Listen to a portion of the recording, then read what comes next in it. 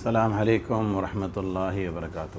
حج اتنا عظیم عمل ہے، اس کی اجر اور فضیلت تو بہت زیادہ ہے۔ میں مختصراً 2-3 باتیں کہوں گا۔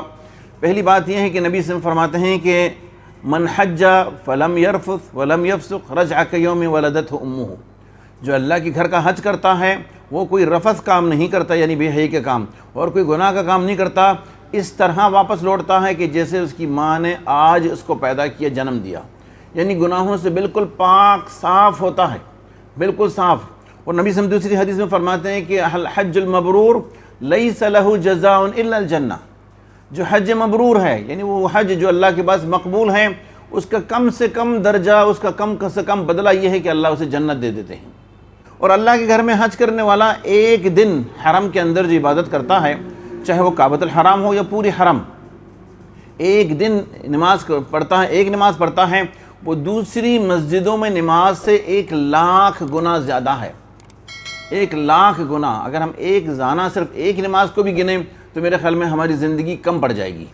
آج جو 60-70 سال کی زندگی ہے، پوری زندگی ہم پیدا ہوتے ہی عبادت کریں اور موت کے آخری دن تک بھی کریں تو ایک نماز جو حرم میں پڑھی جائے گی اس کی برابری نہیں ہو سکتی۔ ایک دن جو انسان نماز پڑھتا ہے، 5 وقت صرف فرض پڑھتا ہے، صرف فرض، اگر اس کو کیلکولیٹ کیا جائے تو یہ 277.77 یعنی 277 سال کی عبادت کے برابر ہو جاتا ہے۔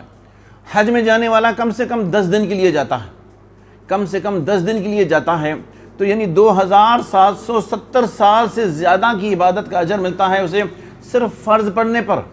اور وہاں جو نفلیں بھی پڑھے گا، وہاں جو طواف بھی کرے گا، وہاں جو وہ سعی بھی کرے گا، وہاں جو جمرات کو پتھر مارے گا، وہاں جو زمزم پیے گا، وہاں تو کعبہ کو دیکھنا بھی عبادت ہے، وہاں تو اس کو چھونا بھی عبادت ہے، وہاں تو چکر لگانا بھی عبادت ہے، وہاں تو پانی پینا بھی عبادت ہے۔ تو بہت بڑی نیکی کا موقع ہے۔ ایک طرف انسان کی گناہ سے پاک ہو رہا ہے، ایک طرف جنت کی بشارت اس کو مل رہی ہے، ایک طرف اتنی نیکیاں کما رہا ہے۔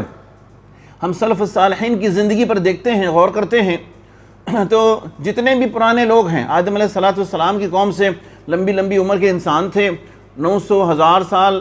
اگر ہم غور کرتے ہیں، تحقیق کرتے ہیں، علمی تحقیق، تو ہمارے علم میں جہاں تک ہے 1700 1800 زیادہ عمر ہم نے کسی کی نہیں سنی۔